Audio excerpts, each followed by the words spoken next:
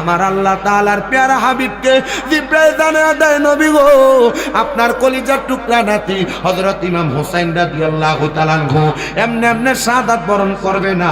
যে জায়গাটার নাম হলো কারওয়ালা, ওই কারওয়ালা নামক জায়গাটার মধ্যে আপনার নাতি ইমাম হুসাইন রাদিয়াল্লাহু তাআলা আনহুরে তারা নিয়ে সেই জায়গার মধ্যে কতল করে দিবে। দিছে রে, এমনি কতল করে নাই, ইমাম হুসাইনের বুক মুবারক বরাবর তারা তীরের আঘাত করছে, ইমাম হুসাইনের গলা মুবারকে তারা তরবারির আঘাত করছে। এরা দাওয়াত দিয়া নিয়া কেমনে রে নবীর নাতির গলা মুবারকের মধ্যে তরবারি চালাইলো, আমার বুঝে আসে না।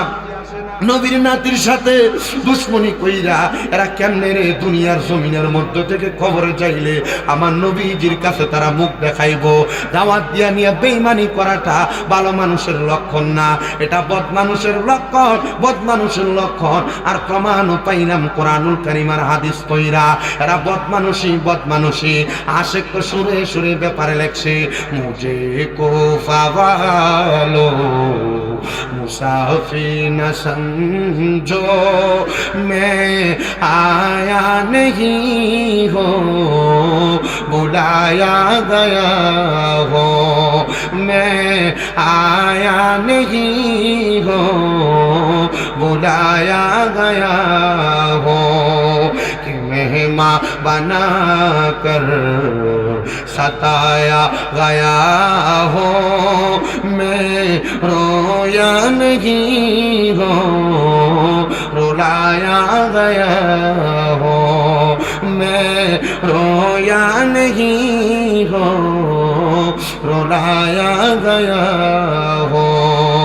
खुदा जाने कैसी है ये मेजबानी, 72 प्यासों कहे बंद पानी, खुदा जाने कैसी है ये मेजबानी, 72 प्यासों कहे बंद पानी, मुक़द्दर में हो जे कौसर का पीना, मैं प्यासा नहीं हो पिलाया गया हो, झुका था जो सर बर राहे खुदा में, वही सर कलम हो गया करबला में, झुका था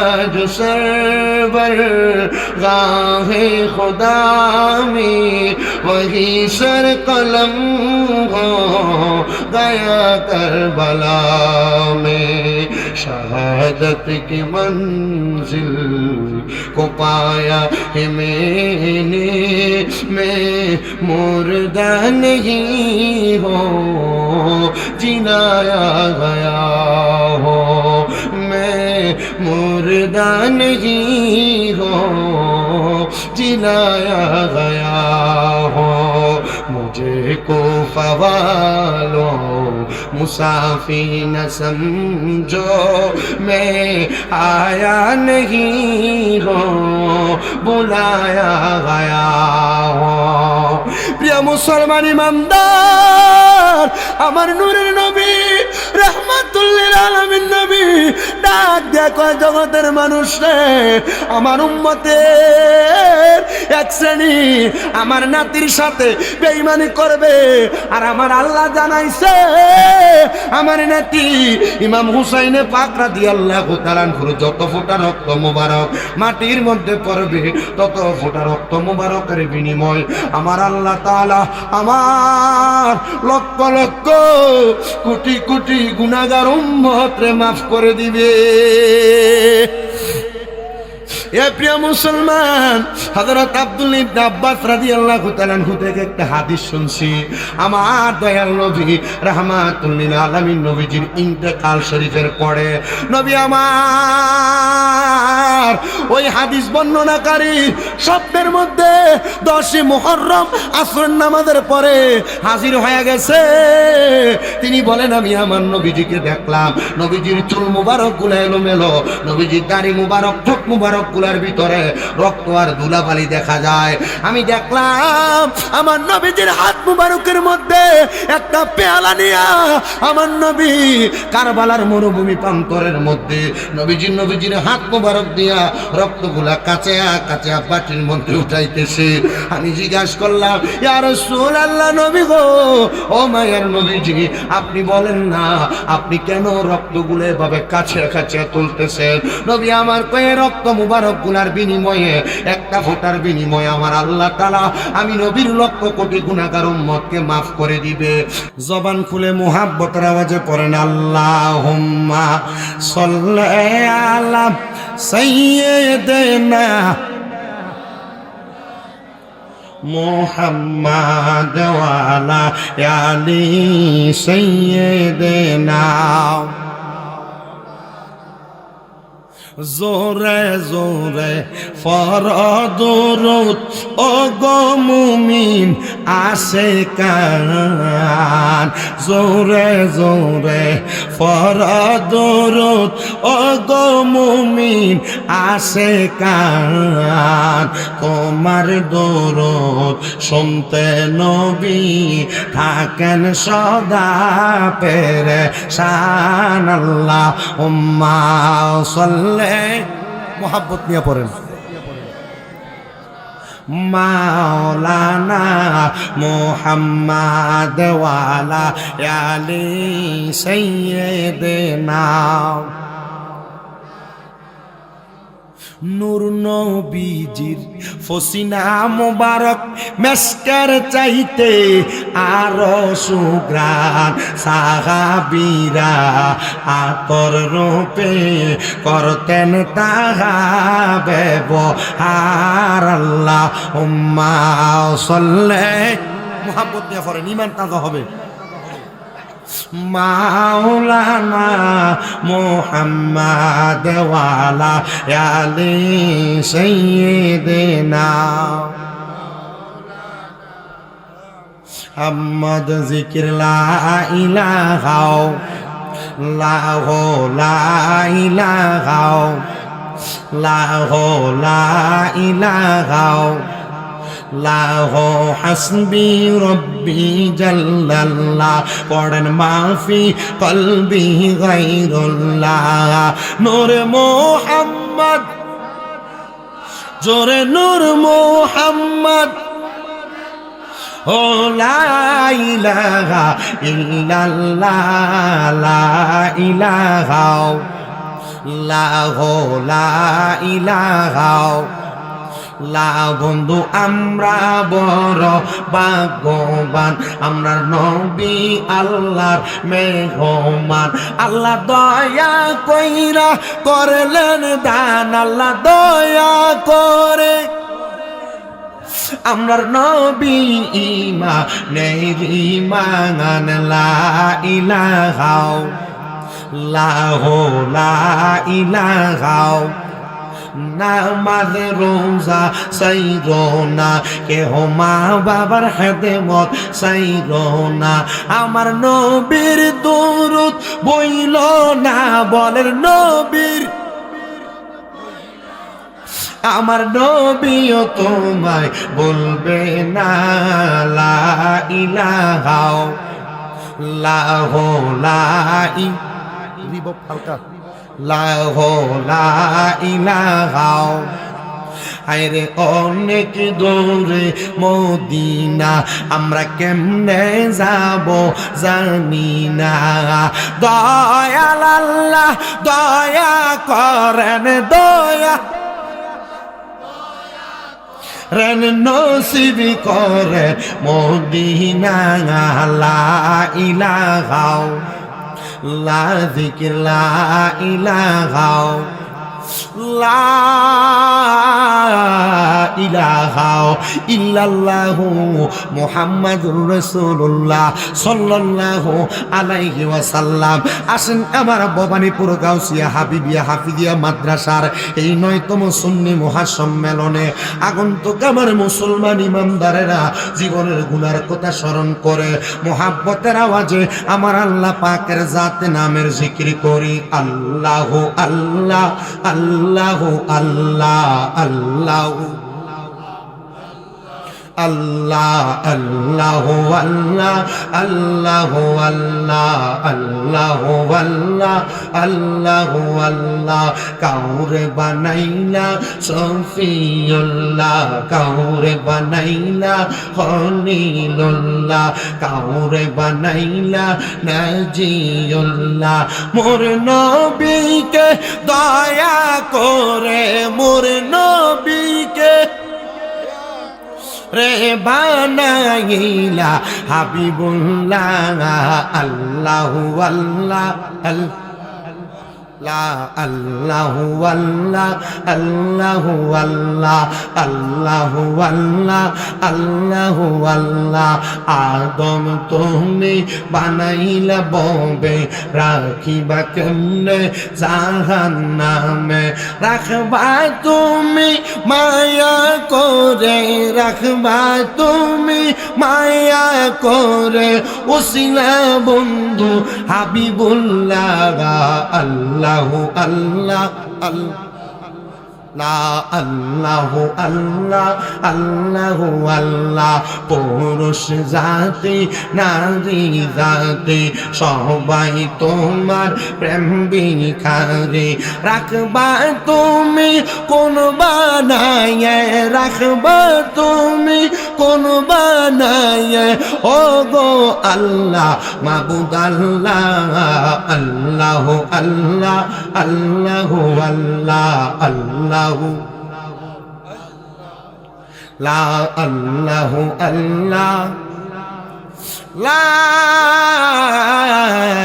ইলাহা ইল্লাল্লাহু মুহাম্মাদুর রাসূলুল্লাহ সাল্লাল্লাহু আলাইহি ওয়াসাল্লাম একটা জবানও বন্ধ নাই মুহাব্বতের আওয়াজে পড়েন আলহামদুলিল্লাহ বাজানো আমারে আমার মাসাকিন ভাই একটা সাবজেক্ট নির্ধারণ করে দিছে আমি সেই সাবজেক্টের উপরে আপনাদের কাছে কথা বলবো আপনারা আমার ছোট ছোট কয়েকটা কথার জবাব দিবেন বাবারা এই যে আমরা মুসলমান দাবি করি মুসলমান দাবি করার পরে কালেমার প্রতি বিশ্বাস করা নামাজের প্রতি বিশ্বাস করা রোজার প্রতি বিশ্বাস করা হজের প্রতি বিশ্বাস করা যাকাতের প্রতি বিশ্বাস করা আপনারা বলেন এটা হলো আমাদের ঈমান আপনারা বলেন বিশ্বাস করাটার নামটা কি বাবা বিশ্বাস করাটার নামটা হলো ঈমান আমার পর্দার অন্তরালের মা বোনেরা গভীর মনোযোগ লাগে শুনবেন ঈমানেরও ঈমান আরেকটা জিনিস আছে ঈমানেরও ঈমান আর একটা ধারা আছে ইয়া রাসূলুল্লাহ কোনটা ধারা গো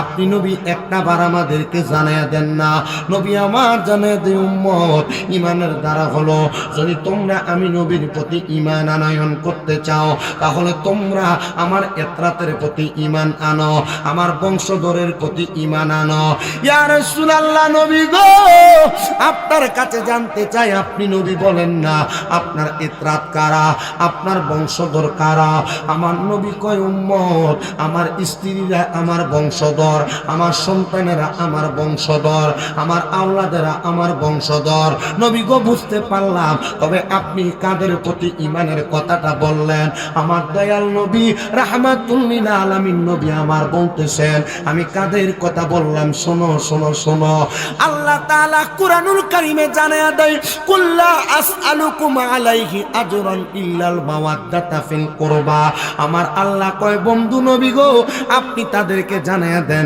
আমি আল্লাহ তাদেরকে সৃষ্টি করার কারণে আমি তাদের কাছ থেকে কোনো ভাড়া চাই না আমি তাদের কাছ থেকে কোনো বিনিময় চাই না আল্লাহ গো আপনি ভাড়া চান না বিনিময় চান না তাহলে আপনি চানটা কি আমার আল্লাহ জানায়া দেয় আলাইহি আজরান ইল্লাল মাওয়াদ্দাতা ফিল কুরবা আমি আল্লাহ চাই আপনার নিকটাত্মীয়দের ভালোবাসা তারা যদি ভাড়া আদায় করতে চায় তারা যদি আমি আল্লাহর বিনিময় দিতে চাই তারা যেন আপনি নবীর বংশধর আপনি নবীর নিকটাত্মীয়দেরকে ভালোবাসে ইয়া রাসূলুল্লাহ নবী গো আপনি নবীর কাছে জানতে চাই, আপনি বলেন না আপনার নিকটাত্মীয় কারা। প্রিয় মুসলমান শুনো, আমি অল্প কিছুদিন হয় মদিনাতুল মুনাওয়ারা জিয়ারত করে আসছি। ওই মদিনাতুল মুনাওয়ারা থেকে ডান দিক 310 নম্বর গেট বরাবর হাঁটলে একটু সামনে 10-15 মিনিট গেলে একটা মসজিদ আছে, যেই মসজিদের নাম মসজিদে কোবা। ওই কোবা মসজিদ এবং মদিনাতুল মুনাওয়ারা এই দুইটার মাঝখানের এলাকাটার নাম হলো হেজাজ, যে জায়গার মধ্যে আমার নবীর নানার বাড়ি।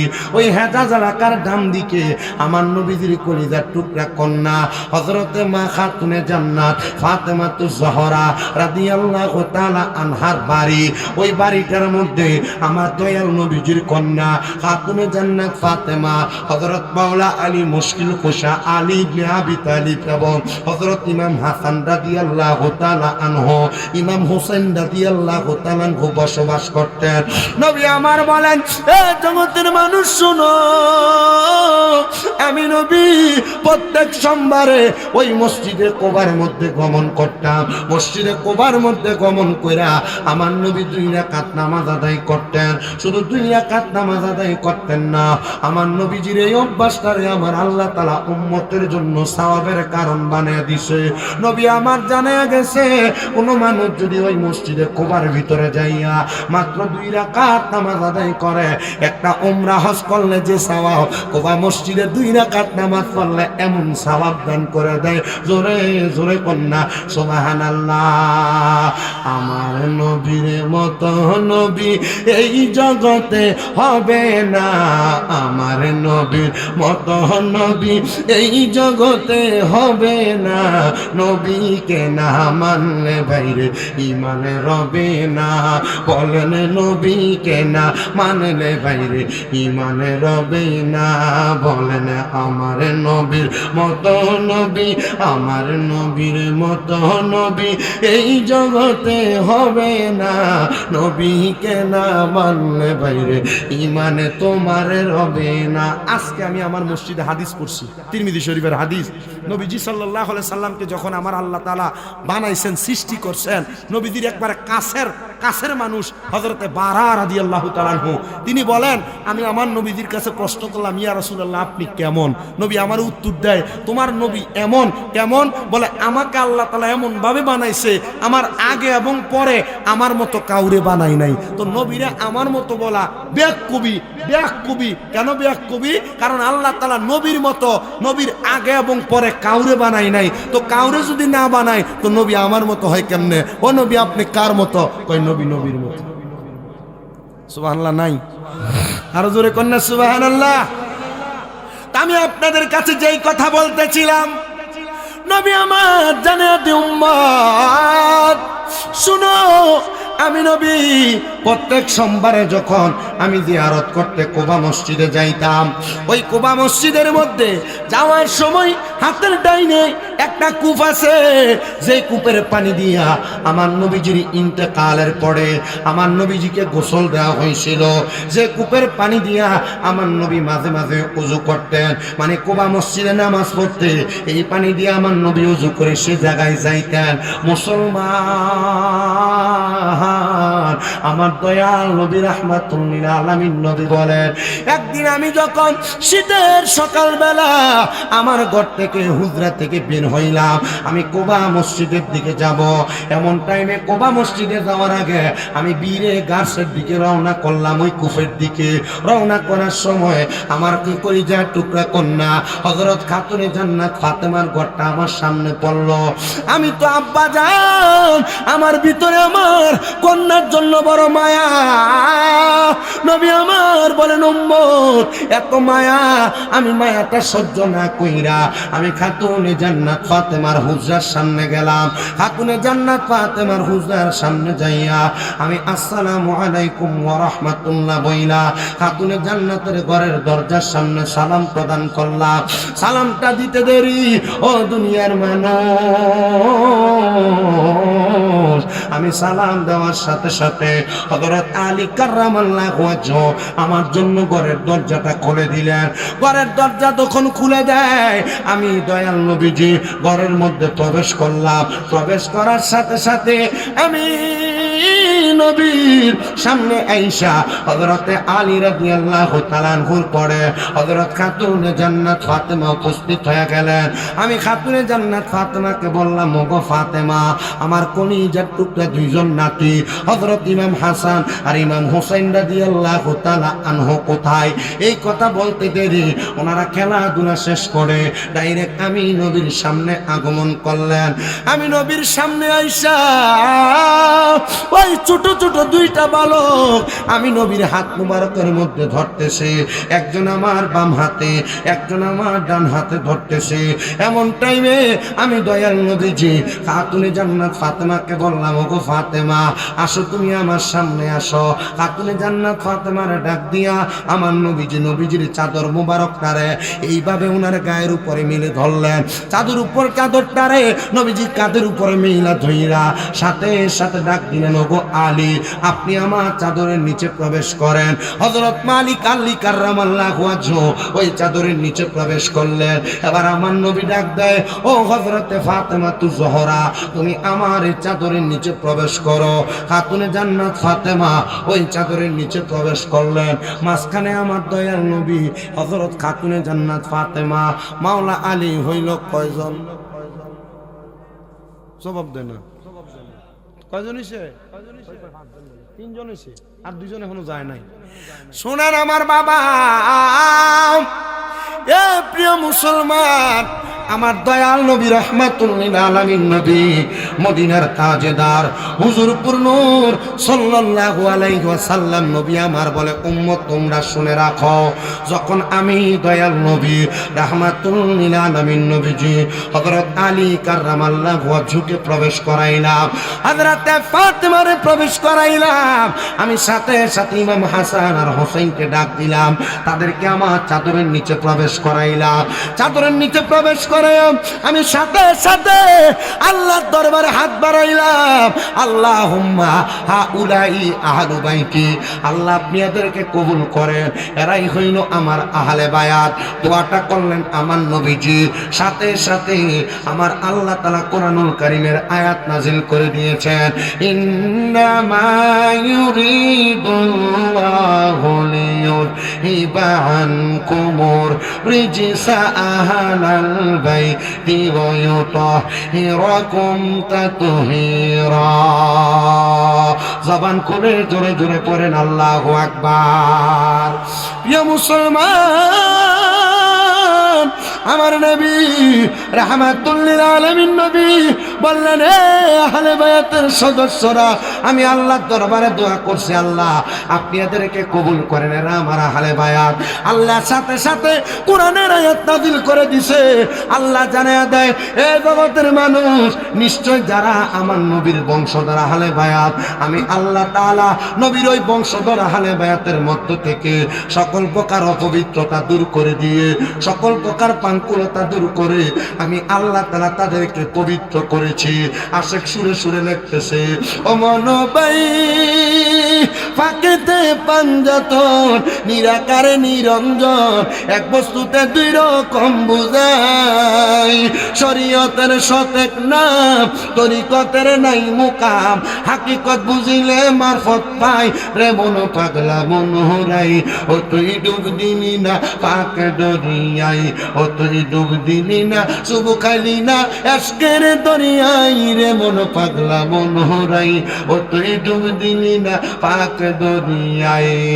ও মনরে আমার নবীজি সিন্ধু কইয়া মারে পথের তালা দিয়া হাসান হুসাইন রাখছে ডাইনে বাই, মা ফাতেমা শিকলে হইয়া তালাটা রাখছে আটকায়া, মা ফাতেমা শিকলে হইয়া তালাটা রাখছে আটকায়া, সাবি নিছে আলী মতু যাই রে মন পাগলা মনোহরাই, ও তুই ডুব দিলি না পাক দরিয়াই, ও তুই ডুব দিলি না শুভ খাইলি না এশকের দরিয়াই রে মন পাগলা মন হরাই ও তুই ডুব দিলি না পাকে দরিয়ায়।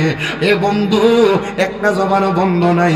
আমার নবী যাদের ব্যাপারে দোয়া করলেন আপনারা বলেন এদেরকে আমাদের মানতে কোনো অসুবিধা হয় নাকি?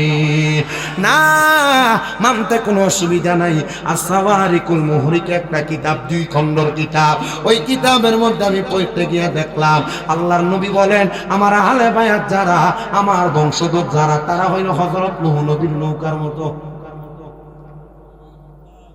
শীতে সুবহানাল্লাহ কয় না? পাবলিক মারাত্মক মানুষ, ওয়াজ করতে হইলে খুব কষ্ট হয়। বিরিয়ানি তো যেটা রানছে মাশাআল্লাহ, ভাত খাওয়ানোর সময় গ্রান পাইছি, চিন্তা করছিলাম ভাত না খেয়ে বিরিয়ানি খেলে ভালো হতো। শর্মে খুঁজছি না। কিন্তু আপনারা যারা এনে বইছেন সুবহানাল্লাহ আসতে কোন বিরিয়ানি কিন্তু আপনারা ওই খাইবেন, কিন্তু মহাব্বত সুবহানাল্লাহ কইেন। আহলে বায়াতের ওয়াজ নৌকা চিনেন তো আপনারা?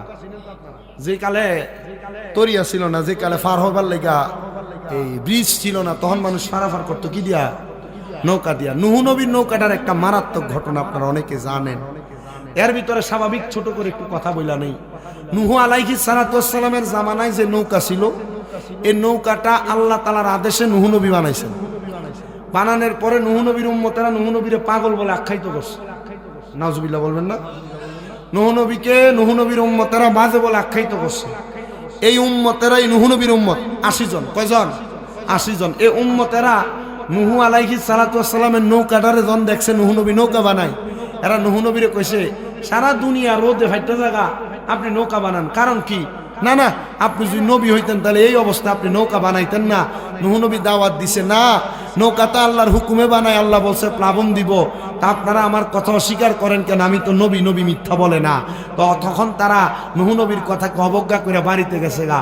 নূহ নবী যখন গভীর রজনীতে হানকায় ইবাদতে পয়গম্বর ধৈর্য ধারণ করেন গো, পয়গম্বর ধৈর্য ধরছে। পরের দিন সকালবেলা মুরব্বী একজন মহিলার কাছে ওনার ছোট ছোট 2টা নাতি যে ডাক দিয়ে কয় গো দাদিমা, খবর পাইছেননি নূহ পয়গম্বর একটা নৌকা বানাইছে, ওই নৌকাটার মধ্যে এলাকার সব মানুষ প্রস্রাব পায়খানা করছে। দাদি গো, আমার মনে হয় আপনি ছাড়া এলাকার সব মানুষ এটার ভিতরে প্রস্রাব পায়খানা করছে। পুরা মানুষ শরীরের মধ্যে আর মন্ডার ভিতরে শক্ত একবার উতলে উঠছে। এ নাতি, এলাকার সবাই প্রস্রাব পায়খানা করছে, আমার লইয়া যা, দেখি যায়া আমি ওই জায়গার মধ্যে যায়া নৌকাটার মধ্যে একটু প্রস্রাব পায়খানা করতাম পারি। বেডি মুরব্বী মানুষ, পুরা শরীরের মধ্যে কিরা রোগ, দেহটার মধ্যে কিরা রোগ হওয়ার কারণে দেহের বস্তুগুলো একবারে পচে গেছে। নূহ নবীর নৌকার কাছাটার ভিতরে বইয়া যখন প্রস্রাব আর পায়খানা করার জন্য বসছে, এমন টাইমে টপ্পর করে উল্টায়া নূহ নবীর নৌকাটাতে মহিলাটা পড়ে গেছে। নৌকাটার মধ্যে পড়ার পরে মহিলা যখন নৌকার প্রস্রাব পায়খানা থেকে উঠছে, তাকে দেখে নূহ নবীর ওই নৌকার মধ্যে পড়ার কারণে বেডির গায়ের মধ্যে যত কিরা রোগ ছিল, চর্মরোগ ছিল, সবগুলা রোগ আমার আল্লাহ তাআলা কেমনে জানি বালা কইরা দিছে। এলাকার মধ্যে খবর হয়ে গেছে, এই এলাকার মানুষ নূহ নবীর নৌকার ভিতরে এলাকার সবচাইতে বেশি চর্মরোগী পইরা তার পুরা চামড়াগুলা ভালো হয়ে গেছে। এই এলাকার মানুষ, আসো আমরা যাইয়া দেখি, আমরা নিয়ে ওই নৌকার মধ্য থেকে ভালো হওয়ার একটা মাধ্যম পাই।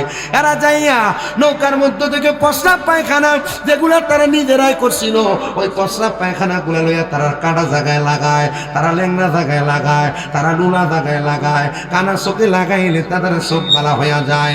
চিন্তা করে দেখছনি, আল্লাহ তাআলার কুদরতের খেলা কেউ বুঝতে পারে না। আল্লাহ কয় ইন্না বাতশা রাব্বিকা লাশাদীদ, নিশ্চয় আমি আল্লাহর ধরা হলো শক্ত ধরা। আল্লাহ এমন ধরা ধরছে, যারা প্রস্রাব পায়খানা করছে এরা এই প্রস্রাব পায়খানা নিজের গায়ে মালিশ করছে।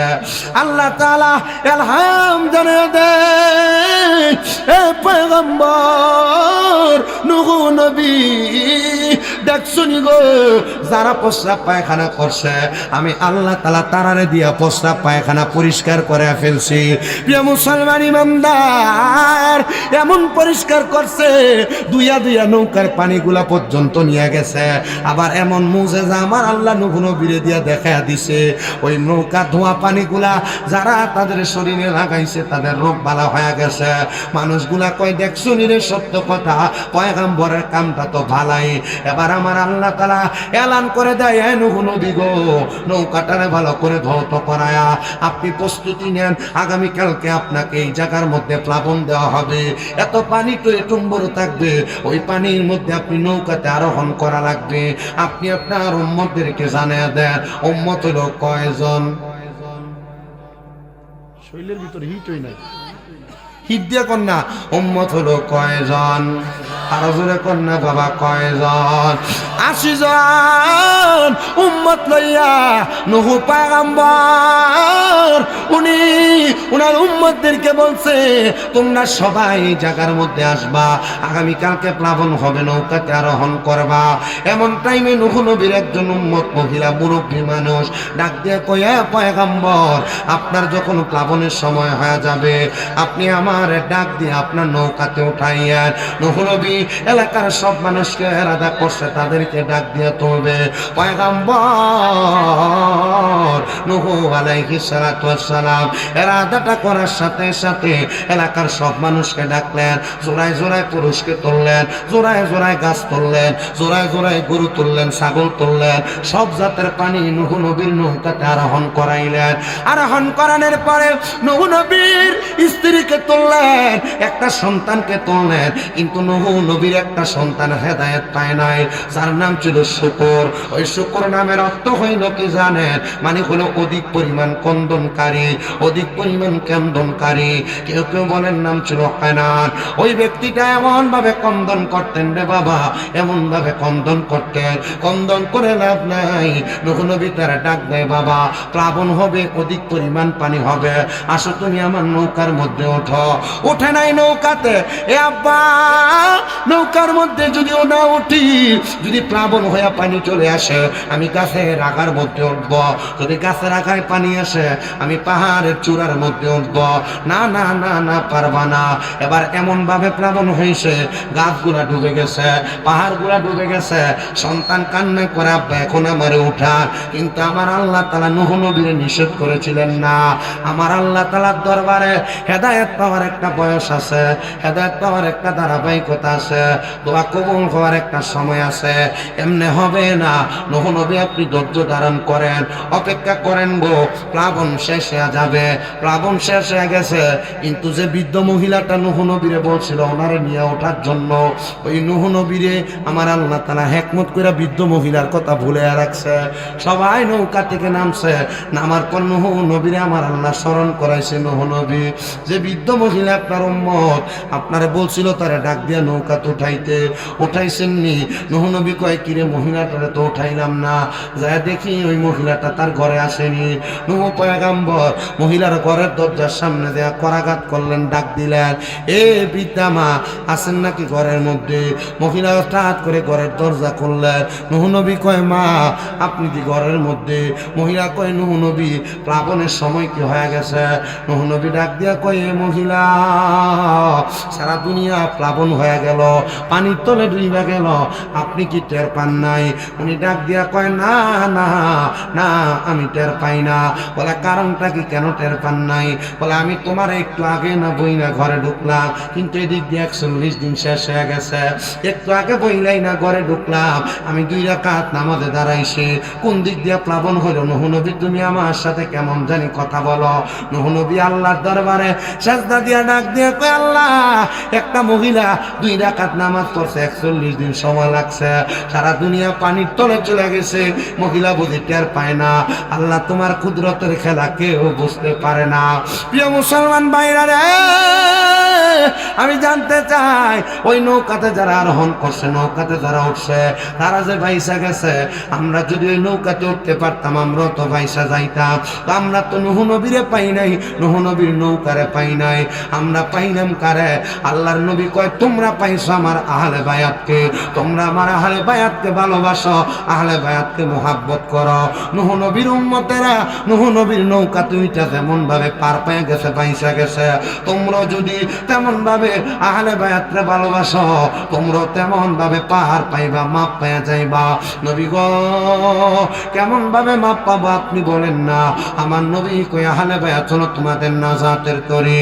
মদিনার তাজদার হুজুর নূর সাল্লাল্লাহু আলাইহি ওয়াসাল্লাম নবী তিরমিজি শরীফের হাদিসে মুবারাকাতে জানায়া দেয়, দুনিয়ার মানুষ আমি তোমাদের কাছে দুইটা জিনিস রেখে যাই।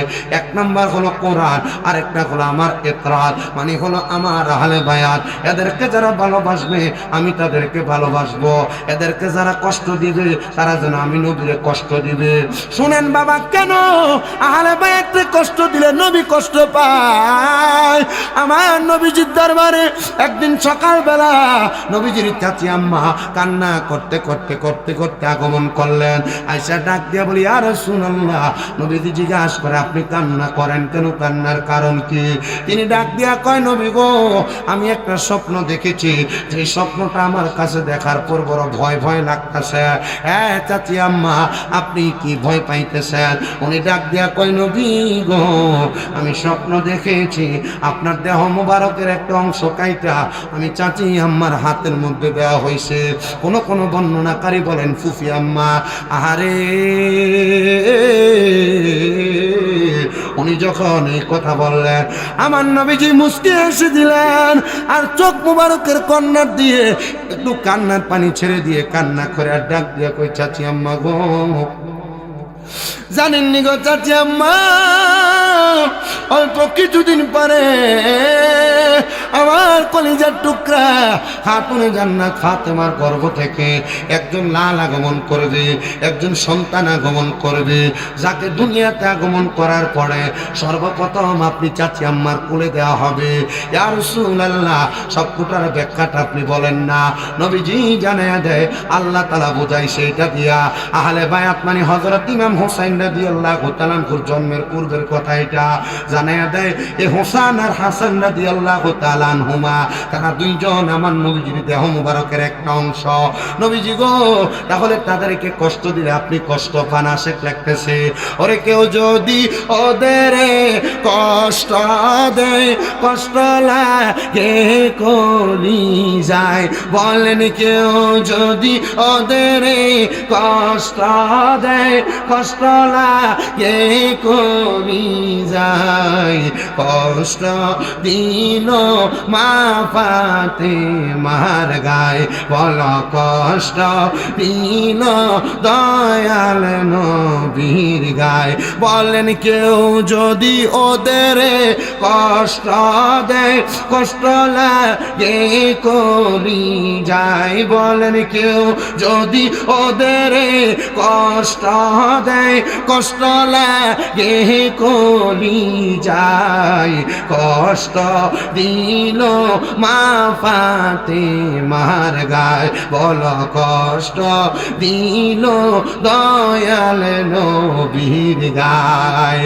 হাসান হোসেন জান্নাতের সরদার বলছেন নবী মুস্তাফাই, বল হাসান হোসেন জান্নাতের সরদার বলছেন নবী মুস্তাফাই, কষ্ট দিল যেন মা ফাতেমার গায়, বল কষ্ট দিল যেন মা ফাতেমার গায়। কেউ যদি ওদের কষ্ট লাগে কলি যায়, নবী বললে কেউ যদি ওদের কষ্ট দেয় যেন আমি কষ্ট পাই, কষ্ট দিল দয়াল নবীর গায়, কষ্ট দিল দয়াল নবীর গায়। হযরত আলী মা তেমা তারা দুইজন আছে তাই বলো হযরতে আলী মা ফাতেমা তারা দুইজন আছে তাই শাফাআত করবেন তারা উম্মতে মুস্তাফা হায়রে শাফাআত করবেন তারা উম্মতে মুস্তাফায় বলেন কেউ যদি ওদের কষ্ট দেয় কষ্ট লাগে কলি যায় বলেন কেউ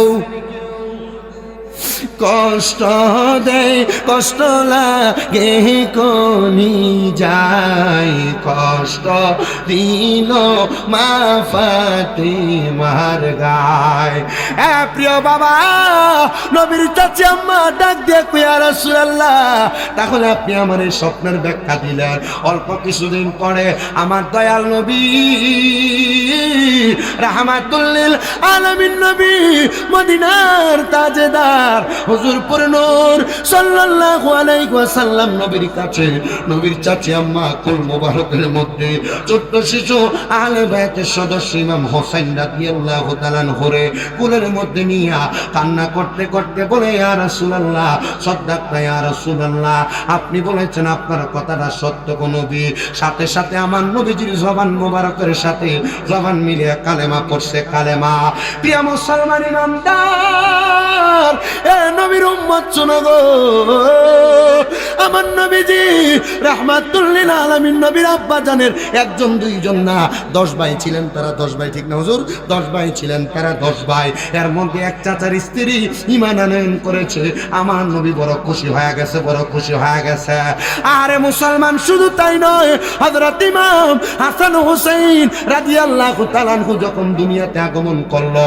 তাদের ব্যাপারে তিরমিজি শরীফে আরেকটা হাদিস আসছে আমার নবী তাদেরকে নবীর সন্তান বলে দাবি করছে এই সন্তান মানে নিজের ছেলে না এই সন্তান মানে একবারে কাছের আত্মীয় বুঝাইছেন কাছের নবী আমার জানে দেয় এই দুনিয়ার মানুষ এদেরকে যারা ভালোবাসবে মুহাব্বত করবে আমি নবী এদেরকে বিনা হিসেবে জান্নাতে দিব নবী গো ও মায়ের নবী আহলে বাইতের কেন এত দাম পাঞ্জাতনের কেন এত দাম আপনি নবী বলেন না আপনি নবী বলেন না আমার নবী কয় কত দাম আরো শোনো না আহলে বায়াতের আমাদের যেই দরবার শাহপুর দরবার শরীফ কুমিল্লা শহরের শাহপুর দরবার শরীফের বর্তমান হুজুর কেবলা উনি একটা কিতাব লিখছে আহলে বায়াতের 100টা হাদিস শরীফের উপরে আমি একটানা প্রথম থেকে শেষ পর্যন্ত 100টা হাদিসে মুবারাকা যদি একটা একটা করে আপনাদের কাছে শোনাই আপনারা অবাক হয়ে যাবেন আপনি মনে করবেন নামাজ তো আমার ঈমান না রোজা তো আমার ঈমান না নামাজ রোজা হজ যাকাত গুলা হইলো আমার আমল আহলে বায়াত হইলো আমার পাক্কা ঈমান এদের কাছে অস্বীকার করে এরা বেঈমান মুনাফিক হয়ে কবরে যাবে আর আহলে বায়াত পাঞ্জাতনের ভালোবাসা তার অন্তরে থাকবে এরা অল্প নামাজ দিয়েও নাজাত পেয়ে যাবে জান্নাত পেয়ে যাবে ইবাদত বন্দেগী দুনিয়ার জমিনের মধ্যে করতে পারবে কিন্তু আহলে বায়াতের ভালোবাসা যদি অন্তরে না থাকে খোদা কি কসম করে বলি আপনি জান্নাত পাবেন তো দূরের কথা জান্নাতের সুঘ্রাণ পাবেন না অথচ জান্নাতের সুঘ্রাণ 500 বছরের রাস্তা দূর থেকে পাওয়া যাবে এই জন্যই তো আশেকরা সুরে সুরে আহলে বায়াতের প্রেমে পাগল হয়ে কত সুন্দর করে করে লেখে কত গজলগুলা আমি আপনাদের কাছে আরেকটা হাদিসে মুবারাকা নবীজি জবান মুবারক থেকে শোনাই জানেন নবী আমার বলে একদিন আমি নবীজি আমার কলিজার টুকরা হযরত হাসান হুসাইনকে নিয়ে নবী আমার ওই যে সকালবেলা বের হইছেন আমার নবী তাদেরকে নিয়ে হেঁটে হেঁটে হেঁটে হেঁটে মদিনাতুল মুনাওয়ারার দিকে যাচ্ছেন এমন টাইমে মদিনাতুল মুনাওয়ারার পাথরের এলাকা পাথরগুলা পায়ের মধ্যে ছোট ছোট বাচ্চা মানুষ হাসান আর হুসাইন রাদিয়াল্লাহু তাআলা আনহু এদের গায়ের মধ্যে মানে এদের পায়ের মধ্যে আঘাত লাগতেছিল এরা উপশব্দ ব্যবহার করার সাথে সাথে আমার নবী হযরত ইমাম হাসানকে নবীজির ডান কাঁধ মোবারকে উঠাইলেন নবীজি হযরত ইমাম হুসাইন রাদিয়াল্লাহু তাআলা আনহুরে নবীজির বাম কাঁধ মোবারকে উঠাইলেন উঠে যখন আমার নবীর সামনের দিকে হাঁটে নবী রাহমাতুল লিল আলামিন নবীর দিকে তাকায়া মদিনার একজন সম্ভ্রান্ত পরিবারের ব্যক্তি ডাক দিয়া বলে হাসান হুসাইনের ভাগ্য কত ভালো এরা একটা দামি সাওয়ারের উপরে উঠছে আমার নবীজির ঘাড় মোবারক ফিরাইয়া ওই ব্যক্তিরে বলে হাসান হুসাইনের শুধু দামি সাওয়ারে উঠে নাই হাসান হুসাইনের সাওয়ার যেমন দামি ওই সাওয়ারি দুইজনও তেমন দামি নবী আমার বোঝা দেয় আমি নবী যেমন দামি আমার কাঁধের দুইজনও ঠিক তেমন দামি কষ্ট হইতাছে আহলে বায়াতের ওয়াজ শুনতে ভালো লাগতেছে এটা প্রেমিক লাগি তা ওয়াজ করি আহলে বায়াতের ওয়াজ প্রেমিক সারা জমে না আমি ওয়াজ সারাক্ষণ করতে পারবো চিন্তা করবো কি কইলো আহলে বায়াত কি কইলো পাঞ্জাতন কি কইলো ফাঁক পাঞ্জাতন না কি তাইরা চিন্তা করবে ঠিক আছে আমি প্রথম নাক করে যাই থাকতাম যখন আমি ওয়াজ করি না কোনো মাদ্রাসায় ধরেন যে 2-3 পড়ি আমার আলহামদুলিল্লাহ 1-2 কি ঘটনা ঘটছে আমার জীবন আমার মনে আছে এটা হয়তো আল্লাহ রাসূলের মহব্বতের কারণে আর আমার মা বাবা বীর উস্তাদের দোয়ার কারণে আমার মনে আছে সব আমি তাকিয়ে থাকতাম হামজাতুন কি আমরা এলাকায় শুধু আমরা তো ইয়ানামি সালাম আলাইকে পড়ি মুস্তাফা জানের রহমতুল্লাহ লাখু সালাম পড়ি আমাদের এলাকায় মুস্তাফা জানের পরে ইয়া পাক পাঞ্জাতুন লাখু সালাম ইয়া হাসান শাহ হোসেন লাখু সালাম পড়ুন আমরা পড়ি মারহাবা কয়না দি এবং এটা না পড়লে হুজুর আমরা এই ফেলি তার গোলাপি মনে করি আমার কয়না দিই এটা বাক্কা শুনি মারহাবা কয়না তো আহলে বায়াতের প্রেমটা যার ভিতরে আছে এটারে পাক্কা শুনি মনে করে দেখবেন মোল্লা ওয়াহাবি মোল্লা দি স্টেজের মধ্যে আইয়ে দে আই ওয়াজ করে বদরের যুদ্ধের ওয়াজ করে উহুদের যুদ্ধের ওয়াজ করে সিফিনের যুদ্ধের ওয়াজ করে খন্দকের যুদ্ধের ওয়াজ করে সান্দুরে কারবালা যুদ্ধের ওয়াজ করে না কারণ জানে কারবালা যুদ্ধের ওয়াজ করলে নবীর ইলমে গায়েবের প্রমাণ পেয়ে যাবে সুবহানাল্লাহ নাই কারবালা যুদ্ধের ওয়াজ করে না তা আমার আগামী 5 তারিখ একটা মাহফিল আছে মুরাদনগরে তো আমার লগে সেম অন্য লাইনে ধরেন যে অন্য আকীদার একজনের দাওয়াত দিছে আমার কমিটি জিজ্ঞেসে আমার ভক্ত আমার জিজ্ঞেস হুজুর ইয়া সাবজেক্টটা কি দিতাম আমি কইছি হ্যাঁ বদরের যুদ্ধ উহুদের যুদ্ধ খন্দকের যুদ্ধ যে কোনো একটা যুদ্ধের ওয়াজ দিয়েন তবে কারবালা যুদ্ধের ওয়াজটা দিলে একটু ভালো হইব কন্যা দিলে ভালো হইব কারবালার যুদ্ধের ওয়াজ করতে হইলে কারবালা কখন এসে নবীজি দুনিয়াতে থাকতে সদস্যদের কাছে শোয়া দেয় কারবালার বয়ান আর তাকরির শোনায় দিয়ে গেছেন কি যে কারবালা অমুক জায়গায় অমুক সময় অমুক টাইমে অমুক দিনে অমুক সময়ে হবে সুবহানাল্লাহ জোরে নাই আহলে বায়াতের দাম আছে নামাজও সালাম দেন আহলে বায়াতরে আউলিয়া বুজুর্গদেরকে নবীজিরে নামাজও সালাম দেন আমরা ইয়া নবী সালাম আলাইকে গেলে তো বেদাত হয় আল্লাহ এমন জায়গা সালাম ফিটিং করে দিছে সাবধান বাদ দেওয়ার ব্যবস্থা নাই নামাজের ভিতরে দাঁড়ায় যখন সালাম দেন আসসালামু আলাইকা আইয়ুহান নাবিয়্যু ওয়া রাহমাতুল্লাহি ওয়া বারাকাতুহু সালাম দিতেছেন কিন্তু মা বোন শোনেন অন্তরে কান্ডা দিয়া আহলে বায়াত বড় দামি জিনিস মারহাবা কই না আর জোরে কন্না মারহাবা নবী আমার বলেন এ মদিনার সম্ভ্রান্ত পরিবারের ব্যক্তি শোনো গো শুধু সাওয়ার দামি না সাওয়ারের উপরে যে দুইজন সাওয়ারি তারও দামি এবার আমার নবী ওনাদেরকে নিয়ে রওনা করলেন যাইতে যাইতে নবী আমার মদিনাতুল মুনাওয়ারা আহলে সুফা 70 মতান্তরে 72 জন সদস্য যেখানে বসা থাকতেন আমার নবী সেই জায়গার মধ্যে বসলেন হযরত ইমাম হাসান রাদিয়াল্লাহু তাআলা ঘুরে আমার নবীজি ওনার ডান মোবারক উপরে বসাইলেন হযরত ইমাম হুসাইন রাদিয়াল্লাহু তাআলা ঘুরে আমার নবীজি নবীর বাম মুবারকের মধ্যে বসাইলেন নবী আমার বসায়া আমার নবী এদের সঙ্গে খেলা করতেছেন কারোর কপালে চুমা দিতেছেন কারোর হাতের মধ্যে আমার নবী চুমা দিতেছেন ছোট ছোট বাচ্চাদের কপালের মধ্যে হাতের মধ্যে চুমা দেওয়া এটা আল্লাহর নবীর সুন্নতে রাসূল এক ইহুদি পরিবারের মানুষ আইসা আমার নবীর কাছে প্রশ্ন করে আবার কেউ কেউ বলেন বেদুইন আইসা আমার নবীর কাছে প্রশ্ন করে ইয়া রাসূলুল্লাহ আপনি বলেন না আপনি কি আপনাদের ছোট ছোট বাচ্চাদেরকে চুম্বন করেন নাকি আমার নবী বলে ইহুদি তোমার ভিতর থেকে যদি আল্লাহ তাআলা এ বেদুইন তোমার ভিতর থেকে যদি আল্লাহ তাআলা মুহাব্বত উঠে আনে রহমত উঠে আনেন তা আমি নবী কি বলবো আমার নবী বোঝায় দিয়েছেন ছোট ছোট বাচ্চাদের কপালের মধ্যে আর হাতের মধ্যে চুমা খাওয়া এটা হলো আমার নবীর সুন্নাত আর এই চুম্বনের মাধ্যমে আল্লাহ তাআলার রহমত নাজিল হয় আর আমরা বাঙালিরা ছোট বাচ্চার সামনে গেলে নাহে ধরে টানে গালে ধরে টানে আল্লাহ নবী কয় কপালে চুমা দাও হাতে চুমা দাও দেখবা ছোট ছোট বাচ্চাগুলোর মাঝখান দিয়ে রহমত নাজিল হবে নবী আমার চুম্বন করেন এদেরকে আদর করতেছে হযরত জিবরাইল আমিন আমার নবীজির কাছে এসে খবর দেয় ইয়া রাসূলুল্লাহ আপনার এই দুইজন নাতিকে আমার আল্লাহ তাআলা রাস্তায় দেওয়া লাগবে নবী আমার কান্দে আর ডাক দিয়ে বলে জিবরাইল শোনো না আমি নবী আমার দুইজন নাতি দুইজন সন্তানকে বড় মোহাব্বত করি আমার জিবরাইল আমিন বলেছে আল্লাহ তাআলার হুকুম গো নবী আপনি দুইজন নাতিকে দেওয়া লাগবে নবী আমার দরখাস্ত করে জিবরাইল বুঝাও, আমার আল্লাহরে বলো আমি নবী দুইজন সন্তান আসে, একজন তৈয়ব আর একজন তাহের, এই দুইজন সন্তানকে যেন আমার আল্লাহ তাআলা নিয়ে যায়। আমার দুইজন নাতিকে আমি দিব না, কারণ আমি তাদেরকে বড় ভালোবাসি, আমি তাদেরকে বড় মহাব্বত করি। কারণ নবীজি নিজেই তো বলেছেন আল হাসানু আল হুসাইনু শাবাবি আহলিল জান্নাহ।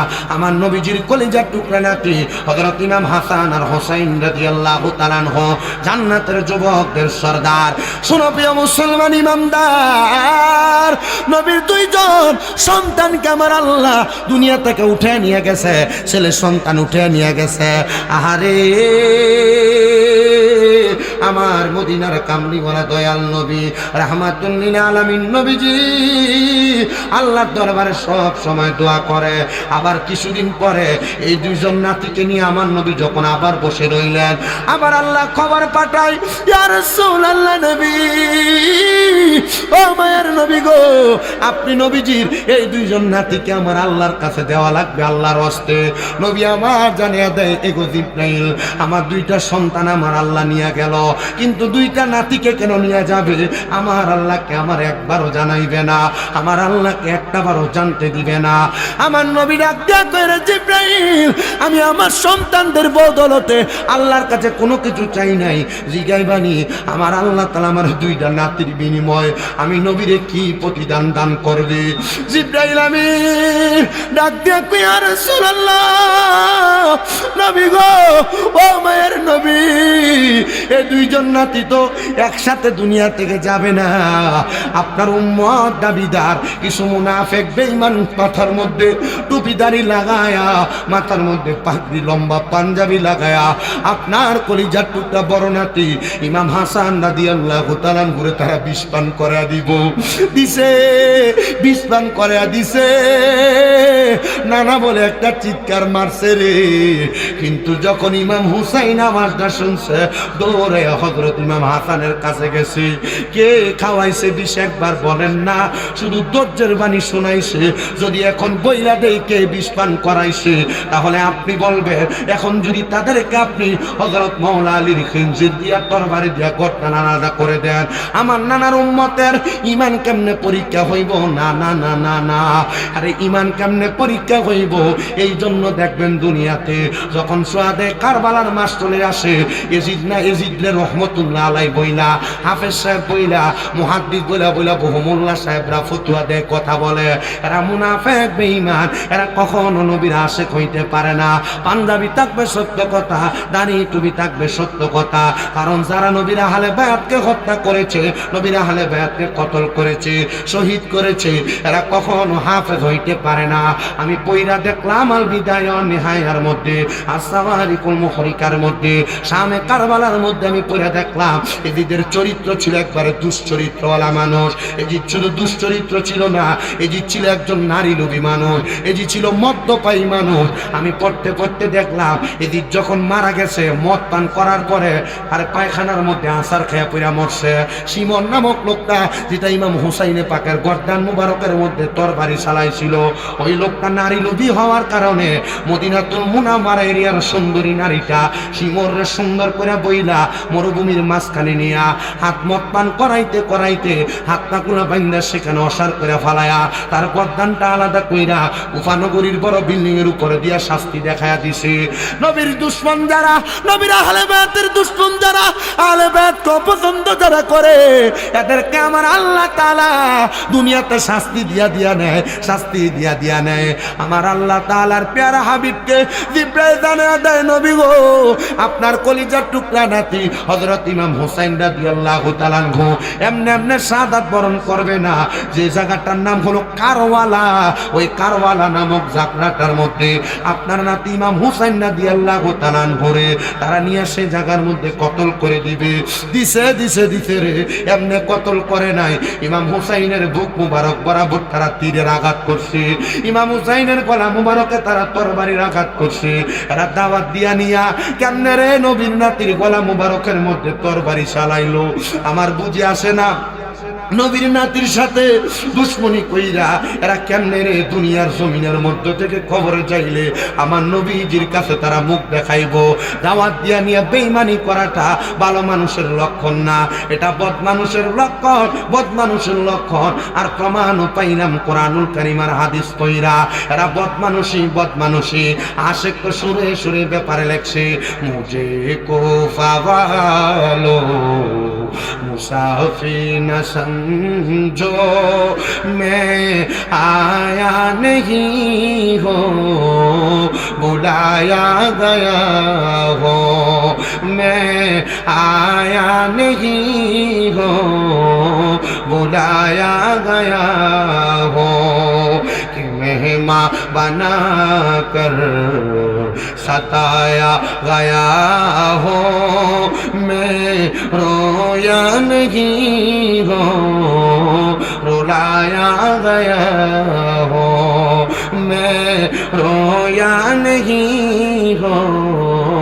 रुलाया गया हो खुदा जाने कैसी है ये मेजबानी 72 प्यासों कहे बंद पानी खुदा जाने कैसी है ये मेजबानी 72 प्यासों कहे बंद पानी मुक़द्दर में हो कौसर का पीना मैं प्यासा नहीं हो पिलाया गया हो झुका था जो सर पर गाहे खुदा में वही सर कलम हो गया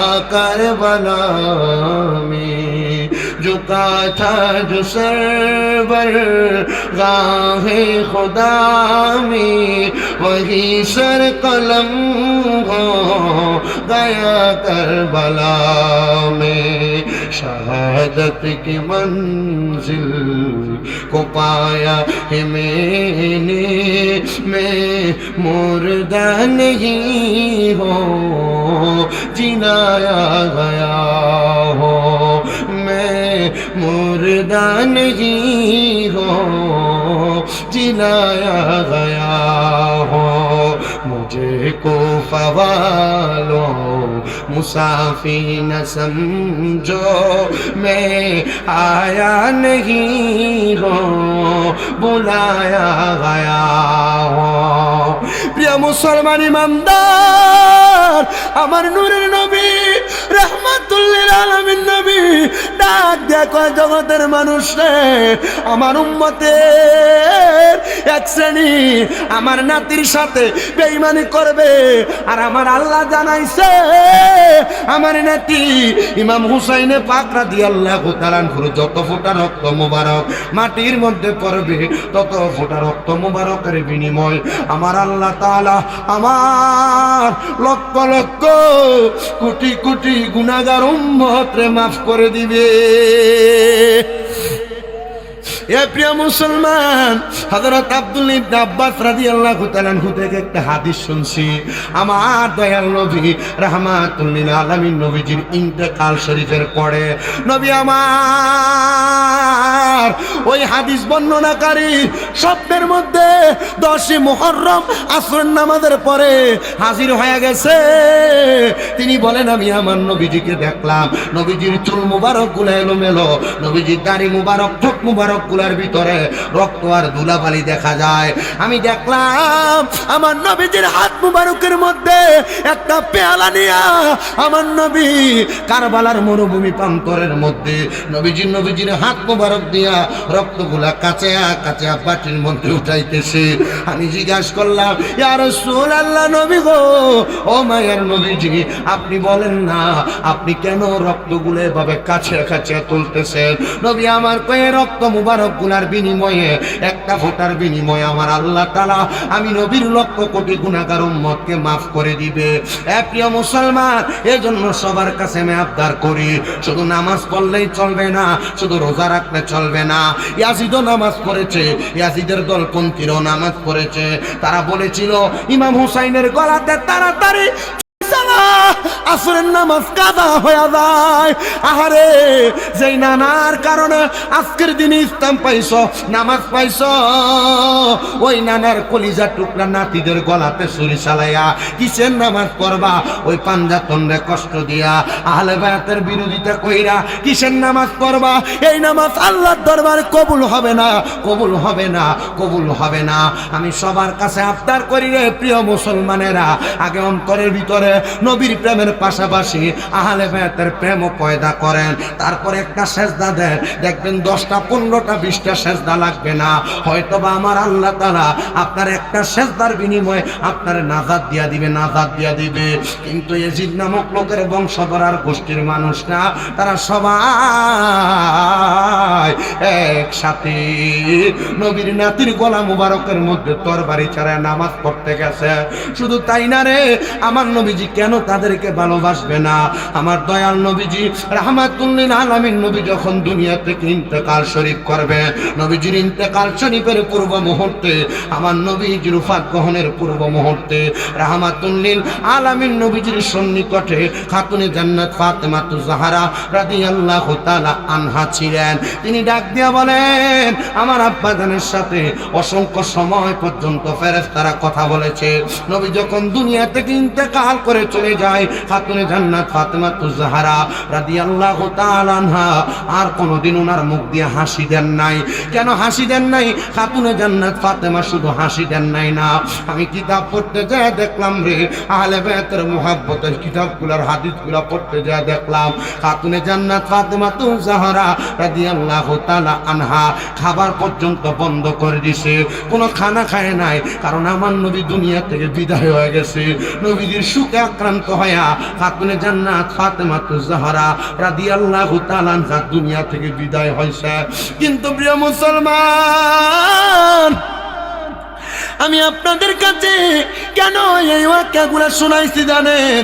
কারণ আপনি যদি তাদেরকে ভালোবাসেন, মুহাব্বত করেন গো, আপনি জান্নাত পর্যন্ত পৌঁছাইতে পারবেন।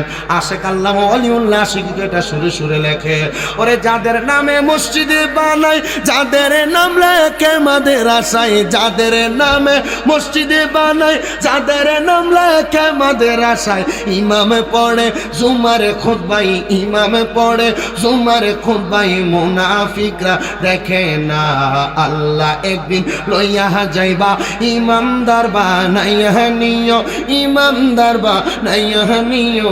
নবীজির প্রেম ইমানের মূল, নবীজির প্রেম ইমানের মূল, সবাই বোঝার তৌফিক দিও, আল্লাহ একদিন লইয়া যাইবা, ইমানদার বানাইয়া নিও, ইমানদার বানাইয়া নিও।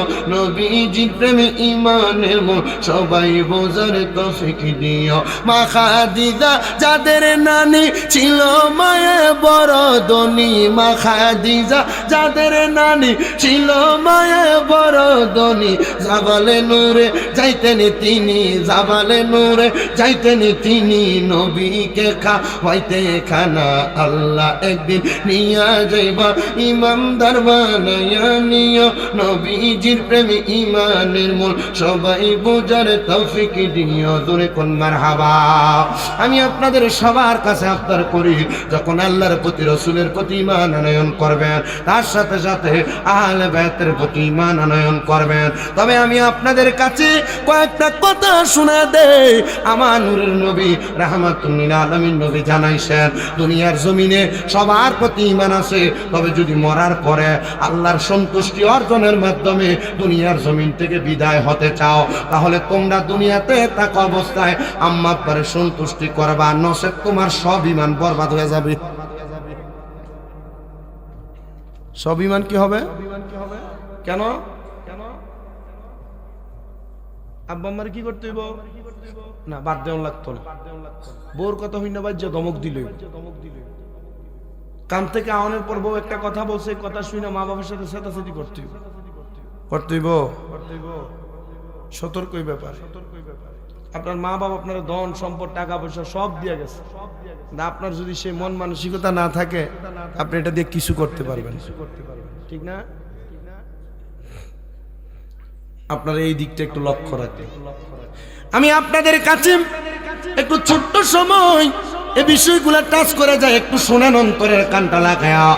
আল্লাহর নবীর একজন সাহাবী যার নাম হযরতে সাদ ইবনে উবাদা রাদিয়াল্লাহু তাআলা আনহু, হযরতে সাদ ইবনে উবাদা রাদিয়াল্লাহু তাআলা আনহু বলেন, আমার নবীজি দরবারে যখন আমি আসা যাওয়া করতাম, আমার মা ছিলেন একজন ইহুদি মহিলা। কি মহিলা? ইহুদি মহিলা। আমার মা জননী ইহুদি মহিলা থাকার কারণে আমি আমার নবীজির কাছে একদিন প্রশ্ন করলাম, ইয়া রাসূলুল্লাহ, আমার মা তো ইহুদি, আমি কি করতাম গো নবী? আচ্ছা, মা যদি ইহুদি হয়, মা যদি ইসলাম ধর্ম থেকে অন্য ধর্মে চলে যায়, অস্বীকার করা যাবে? কথা বলেন না তো, অস্বীকার করা যাবে? অস্বীকার করা যাবে না। সাদ ইবনে উবাদা বলে, নবীজি বলেছে, যতক্ষণ পর্যন্ত তোমার মা তোমার শিরিক করতে আদেশ না দেয়, ততক্ষণ পর্যন্ত তুমি তোমার মাকে বাবাকে সম্মান করবা, ইজ্জত করবা, তাজিম করবা। উনি বলেন, আমার নবী হঠাৎ করে আমারে যুদ্ধের ময়দান পাহারা দেওয়ার জন্য নবী আমারে প্রেরণ করলেন। আমি নবীর হুকুম পায়া যুদ্ধের ময়দানে চলে গেলাম। আমি যুদ্ধের ময়দানে যাওয়ার পরে আমি একটানা 21 দিন যুদ্ধের ময়দানে ছিলাম। যুদ্ধ থেকে আসার পরে আমি খবর পেলাম আমার মা মারা গেছে। তবে একটা খুশির খবর, একটা হলো খারাপ খবর। আমি চিন্তা করলাম খুশির খবর কি আর খারাপ খবর কি। মদিনার তাজেদার হুজুর পুরনুর সাল্লাল্লাহু আলাইহি ওয়াসাল্লাম নবী বলে, সাদ ইবনে উবাদা, খুশির খবর হইল তোমার মা মারা গেছে, এটা তোমার জন্য দুঃখের খবর। কিন্তু তোমার মা মারা যাওয়ার আগে আমি নবীর কাছে এসে ইসলাম কবুল করছি। নবীর কাছে এসে কি কবুল করছে? ইসলাম কবুল করছে। একটু শোনেন, কষ্ট হইতেছে আপনার? আর কয়টা বাজছে? 12:30 বাজে। 1.5 ঘন্টা হয়েছে। আমার তো 2 ঘন্টা হয় নাই। আমি যে টেহা নিম ওইটা হালাল করে নিচ্ছি। কি করবো? ওয়াজ যত করতে হবে, যতটুকু করতেছি ততটুকু আলহামদুলিল্লাহ। গতবার থেকে মানুষের বছর বেশি, ঠিক না? ঠিক না? হ্যাঁ, আল্লাহ গো, খাট্টা হালাল বুঝছি না। আমরা তো আদায় করে লেছেন তো। আপনার না মানে আপনার যখন কইছে তখনই হালাল। এরপরে যদি আপনার প্রোগ্রামে গিয়ে মিস করতে পারেন, টেহা দন লাগবে যদি বেটা আপনারা মানা করতে, ঠিক না হুজুর? যখন আপনারা কইছে যে আমার এই প্রোগ্রামে ডেটে চালাই দিবে, যদি আপনি প্রোগ্রাম না করেন, যদি আপনি তো এই ডেটে যদি ওনার প্রোগ্রাম পুলিশে বন্ধ করে দিত, আপনার টেহা দন লাগবে। কি লেগে লাগতো জানেন? ফেকাল মাসালাত আমি এই কয়দিন আগে আলফিকুল উসুলুল মুআশারাত জন পরীক্ষা দিই, তখন আসছে যখন কোনো ব্যক্তির সাথে কোনো ব্যবসায়িক লেনদেন হয়, এই লেনদেনের মধ্যে যদি কোনো বিষয় যে আমাকে এই মালটা দিবা, এই মালটা এই ডেটে দিবা, কিন্তু এই ডেটে আসার পর কোনো ব্যক্তি মালটা নেয় নাই, সে বলছে যে না আমি মাল নিব না, তখন এই ব্যক্তির মাল না নেওয়ার কারণে তার যা ক্ষতিগ্রস্ত হবে, যে মালটা অর্ডার করছে সে মালের পুরা জরিমানা দিবে, সে মালের পুরা জরিমানা দিবে। আগে থেকে জানানো হয় নাই। আগে থেকে জানানো বলতে আপনি আগের দিন জানালে তো কাম হতো না। আগের দিন জানালে হ্যাঁ চাইলে পরের দিন একটা প্রোগ্রাম নিতে পারতেন। এটা আমি একটা মাসালার সমাধান দিতেছি, আপনার বেচা কিনার সময় এটা বুঝা কইরেন, কারণ এটা খুব বাজে জিনিস। আমি গতকালকে আমার এক মাহফিল কমিটিতে শাস্তি দিয়েছিলাম এটা। হ্যাঁ, আমার কইতেছে হুজুর 7 তারিখ তো সবে বরাত, কি আমরা মাহফিলটা হইতো না সবে বরাতের কারণে। আমি বললাম আমি তো, তুমি আমার আগে মানা করলে তো আমি মাহফিল লয়ে নিতাম, এখন তোমার হাদিয়া দেওয়া হইতো না, উল্টা মাহফিল কমিটিতে কইবা ভাই যে 25,000 বাহি আছে এটা সদিয়া লাইতো। হ্যাঁ, কান্দাকারি শুরু করে দিছি। হুজুর না না না হুজুর কইরেন না। আমি কইছি রাহমিয়া শেষ করে পুরো টেহা দিয়া কল দিও। বুঝলাম যে আর অবস্থা ভালো না। আমি তার লগের এক হাফেজ সাহেব আমার ছাত্র ভাই, এটা কইলাম যে তার অবস্থা কি দেখো ভাই, এত এখন হাদিয়া দিব না না দিব এটা লইয়া হেজিটেশন। তার মসজিদ কমিটি কইছে দূর মিয়া ইটা বক্তা আমরা লাগতো না, তার সার কিরে খাই লেবো। আমি তারা ফোন দিয়ে আজকে তার অ্যাডভান্সটা ফেরত দিয়া কইছি, মোল্লা সাহেব এটা আপনার লেগে কইছি না, আপনার কমিটির শিক্ষা দিবার লেগে কইছি। আমি জীবনও মাহফিল কোনো সময় মিস করছি কিনা আমার মনে নাই, আমি কোনো সময় মিস করি। তা আপনাদের কাছে আমার যে কথা, আজকে একটা ভুল হয়েছে, যেমন আজকের মাহফিল আপনাদের এখানে 11টায় ধরছি না, 11টায় সেম টাইম আমার শিবনগর মাইক ধরার কথা। তো এদের সাথে আমার যখন কথা হয় আমি কইছি আমি 11টায় ধরবো না, আমি 9টা থেকে 11টায় করে ওইখানে 11:30 যাবো। এরা আমার কয় যে দাওয়াত দেওয়ার সময় কইছে 11টায় নাকি, মানে প্রধান বক্তা দিতে চাইছে। আমি কইছি হবে না, পরে এরার অ্যাডভান্স ফেরত দিচ্ছে। আজকে শুধু মাসাকিন ভাইয়ের সাথে আসলে বলতে গেলে উনি সামনে, উনি মুআদ্দাব মানুষ, মুআদ্দাব মানুষ, মুআদ্দাব মানে হচ্ছে বেশি আদবশীল। যখনই কথা বলছে, উনি আমার বয়সে অনেক বড় হবে, যখনই কথা বলছে শালীনতার সাথে সুন্দরভাবে কথা বলছে। আমি হারে মানা করে দিলাম, আমি না আইলে কি আমার কিছু করতে পারবো? কিছু করতে পারতো না। আমি এই মাহফিলটারে গুরুত্ব দিচ্ছি। আর দ্বিতীয়ত গুরুত্ব দেওয়ার কারণ এটা একটা মাদ্রাসার মাহফিল। আমি মাদ্রাসা চালাই তো 6টা চালাই, কয়টা? 6টা চালাই। আমি নিজে বুঝি কষ্টটা কি, এই জন্য আমি ওনারে কষ্ট দিতে চাই নাই। আর আমি ওই যে ফেসবুকে মাঝে মাঝে ভিডিও দেয়, আমি দেখি ছাত্রদের কিনে বুটমুড়ি ফাটি করে, ঝালমুড়ি ফাটি করে নিয়ে সুন্দর খেলাধুলা বা চলাচল করা, এবং বিশেষ করে ওনার মধ্যে বাচ্চাদের ড্রেস আপ গুলো খুব সুন্দর, সাদা একরকম, কালা ফলাফল ওইটার ভালো লাগে। আলহামদুলিল্লাহ কন্যা, আপনারা এটাতে একটু সহযোগিতা করেন, থাইকেন। বলে হুজুর এলাকাতে কি আরো মাদ্রাসা আসেনি? আর আসেনি এলাকায় মাদ্রাসা নাই না? তবে এই খেদমতরা, এটা কত বড় খেদমত, আর কি যে টেনশন আর ফেরা। এবারটা তো খোলা মেলা, এবার মনে আরো বেশি লন লাগে। আমার মাদ্রাসা 3 তালা ছাদের উপর দিয়া শিকল লাইলং সুতা বাইন দেয়া 60 জন সমানে নামছে ফলাইয়া। 3 দিন ঘুমই নাই আমার, 3 দিন ঘুম নাই আমার। মাহফিল করে 4টার দিকে আইসা ফজর পড়ে শুধু শুইছি। আটকা মোবাইলে কল গেছে আমার ছোট ভাইয়ের কাছে, আমার মোবাইলে ধরি না দেখা, ছোট ভাই হুজুর 4টা তো ফলাইছে। এখন এমন সিস্টেম করছি, জেলখানার যেমন হুরকি দিয়ে কথা কন লাগে, আমার ফলাই না হুরকি দিয়ে দেশ সাউন্ড লাগে, বাইরনের সুযোগ নেই। আলহামদুলিল্লাহ এই ব্যবস্থা করার পরে 9 মাদ্রাসা ফলাই না ফলো আমার মাদ্রাসাতে হাফেজ সাহেব হইছে। আলহামদুলিল্লাহ কন্যা বেড়াই। আমি আপনার কাছে এই কথাটি জিল লেগে কইতেছি, মাদ্রাসা নেয়ামত। মাদ্রাসা কি নেয়ামত? এই যারা ভাত খাওয়ায় না, এর মনে করতেছে আরে আমরা এনে খাইয়া লাইতেছে, লজিং যে খাইতেছে মনে হয় একজনের পূজা হইয়া রইছে। এইগুলার প্রতিদান যে কি আল্লাহ তাআলা তাদেরকে ময়দানে মাশরে দিবে, এরা নিজেরাও চিন্তা করতে পারবে না। আর যদি বাচ্চাটা কোনো রকম এতিম হয়, এতিম যদি হয়ে থাকে, তাহলে এটার প্রতিদান যে কি পাবে আল্লাহ মাবুদ সবচাইতে বেশি ভালো জানে। তবে হাদিস শরীফে এর অনেকগুলো হাদিস একসাথে, আমার প্রায় 24-25টা হাদিস আমাদেরকে বুখারী শরীফে হুজুর পড়াইছিলেন, আমাদের আব্দুর রাজ্জাক মাদ্দাসিল্লাহুল আলী, এবং মারা গেছেন আমাদের প্রিন্সিপাল আব্দুল মতিন হুজুর আমাদেরকে পড়াইছিল। আমার কইছিল মিয়া আমিও এতিম, তোরা আমার মাথা তো হাত বুলিয়ে দিস। প্রিন্সিপাল আব্দুল মতিন হুজুর কইছিল আমিও এতিম, হাত বুলিয়ে দিস। আমি এই দিনে মাদ্রাসা দেয়া হুজুরে কইছি হুজুর আপনার মাথাটা একটু হাতাই দেই, তুই সালাক খোলা। আপনার ভগ্নিপতি রানীঘাটের জামাই বলে কইছে আব্দুল মতিন, আমি হুজুরের সোহবত বেশি দিন পাই নাই, মাদ্রাসায় আসা যাওয়া ছিলাম, কিন্তু হুজুরের সাথে কাছাকাছি যাইতে পারি নাই। তবে লাস্ট ইন্তেকাল করার 17 দিন, অসুস্থ হওয়ার 17 দিন লাস্ট আমি হুজুরের সোহবত অনেক দিন পর্যন্ত থাকতে পারছি। আলহামদুলিল্লাহ আমি আমার এই হাত দিয়ে হুজুরের গোসল দিছি, আমি হুজুরের গোসল দিছি। দুনিয়ার মানুষ মরে গেলে গান লক হয়ে জানা, লারণ সারণ জানে, এমন হয় না? আর কি দেহ দেখছি এটা আল্লাহ ভালো জানে, কি দেখছি এটা আল্লাহ ভালো জানে। ঘর যেভাবে নারী এভাবে নড়ে, ঘর যেভাবে নারী এভাবে নড়াচড়া করে।